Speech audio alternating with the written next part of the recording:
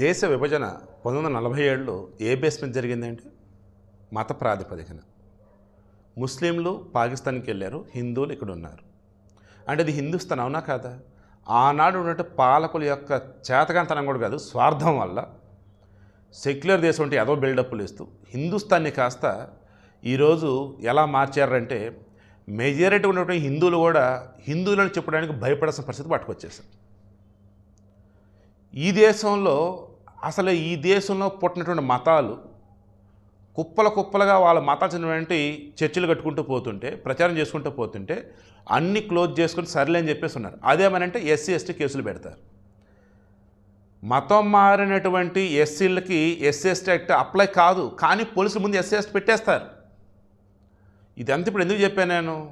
మన దేశంలో గల్లీకో చర్చి మీద క్రాసులు, సిలువలు అండ్ అసలు ఊరు వాడ అన్న తేడా లేకుండా, చిన్న పెద్ద అన్న తేడా లేకుండా మత ప్రచారం చేసుకుంటూ పోతున్నటువంటి మన దేశంలో మెజారిటీ హిందువులు సైలెంట్గా రూపాయలు చూసుకుంటూ పోతున్నారు. ఎవరిని లేమనలా. బట్ అమెరికా అంటే అదొక వలస రాజ్యం.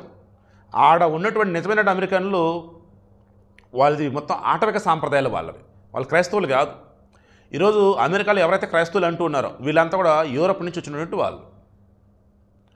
సో ఈ అమెరికా అట క్రైస్తవ దేశం అంట. ఎవడికి అనకూడదు, కానీ బైబిల్లో లేదన్నప్పుడు జీసస్ సంబంధించినప్పుడు ఆయనని పట్టించేది ఆయన శిష్యుడు అంటే పేతురే, నమ్మించి మోసం చేస్తాడు. అలా ఈ క్రైస్తవులలో కొంతమందిని నేను పేతురు బ్యాచ్ అంట. ఎందుకంటే వాళ్ళు ముందు ఒకలాగా తర్వాత ఒకలాగా, వారికి ఏదనిపిస్తే అది చేసుకుంటా పోతారు వాళ్ళ స్వార్థం కోసం. అలా వీడు అలెగ్జాండర్ డంకన్ అని చెప్పేసి సెనేటర్, అమెరికాలో సెనెట్ మెంబర్ అంటాడు, రిపబ్లికన్ పార్టీ. టెక్సాస్లో 90 అడుగులు ఎత్తున్నటువంటి ఆంజనేయ విగ్రహం మనలో ప్రతిష్ఠించారు. ఈ ఇండో అమెరికన్ ఆర్గనైజేషన్ సంథింగ్ వాళ్ళు సంబంధించి వాళ్ళు రెస్పాండ్ అయిన విధానం చూసి నాకు అనిపించింది. అమెరికాలో ఉన్నటువంటి హిందువులు ప్రశాంతంగా ఎవరి పని వాళ్ళు చేసుకుంటూ అందరిని ఈక్వల్గా ట్రీట్ చేస్తూ, వీలైతే ప్రసాదం పెట్టి కడుపు నింపుతారు, లేదా ఒక ప్రశాంతమైన వాతావరణంలో మెడిటేషన్, రిమైనింగ్ మరికొన్ని అద్భుతమైనటువంటి ప్లెజెంట్ మ్యూజిక్ అనేది ఇస్తారు. అంత తప్ప వేరే వాళ్ళకి ఏం చేయరు మన వాళ్ళు. ఇది చూసి తట్టుకోలేక ఎదవ వాటి స్వార్థంతో, స్వలాభంతో అండ్ భయంకరమైనటువంటి ఈగోతో అసలు దేవుడే కానటువంటి ఆంజనేయుడిని తీసుకొచ్చి హిందూ దేవుడు అంటూ మన దగ్గర ప్రతిష్ఠించడం ఏంటి, అసలు మీరు ఎలా ఒప్పుకున్నారు అని చెప్పేసి మాట్లాడతాడు. ఏంటాడు ఎవడేంటి అసలు వాడు? అసలు వాడు బతికేంత వాడెంత? ఇండియాలో భయంకరంగా మత మార్పిడి జరగడానికి కారణం ఎవరు? ఫారెన్ నుంచి ఇచ్చి చెత్తన డాష్లు ఇచ్చే ఫండ్స్ కాదా? వాళ్ళేమో ప్రపంచం అంతా క్రైస్తవాన్ని పాకించవచ్చు, అమాయకులు మత మార్పిడికి గురి చేసి పేదలు ఇంకా పేదలుగా ఉంచవచ్చు. ప్రశాంతంగా ఉన్నటువంటి అమెరికాలో ప్రశాంతంగా ఉన్నటువంటి హిందువులు వారి యొక్క దైవాన్ని, అందరికీ మేలు చేసినటువంటి ఒక బంగారాన్ని అక్కడ ప్రతిష్ఠిస్తే దైవంగా హనుమంతుడి దేవుడు కాదంటూ వాడు అడ్డదిడ్డంగా వాగితే ఏమన్నాడు అసలు వాడిని?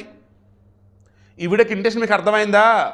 మన దేశంలో ఉన్నటువంటి కొంతమంది పేతురు బ్యాచ్ కూడా అదే బ్యాచ్ రాళ్ళు అంటారు మన హిందూ దేవులని. అదేమంటే మన సంప్రదాయాలు, మన కల్చర్ని వచ్చేసి తప్పు మాట్లాడతారు. ఈరోజు ప్రతి దానిని కూడా మన దైవంలో భావించి మనం పూజ చేస్తే, హిందువులు పూజ చేసిన ఏది మనం తినొద్దు అంటారు. అలాంటప్పుడు వాళ్ళు గాలి కూడా పీల్చకూడదు ఈ దేశంలో.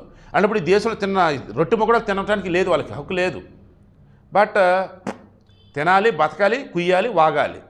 నేను మరలా చెప్తాను, మీ మతం ఏదైనా 1,00,000 సార్లు ఇదే చెప్పా, మీ మతం ఏదైనా మీ విశ్వాసాలను పాటించండి. యాజ్ పర్ రూల్స్ మీ ప్రొసీడింగ్స్ మీరు ఫాలో అయిపోయింది. పక్క మతాన్ని కానీ, పక్క దేవుళ్ళు కానీ, పక్క వాళ్ళ ఆచార వ్యవహారాన్ని కానీ అడ్డదిడ్డగా తాట తీసి ఆరేస్తారు. అది ఏ దేశమైనా, అది గుర్తుంచుకోండి.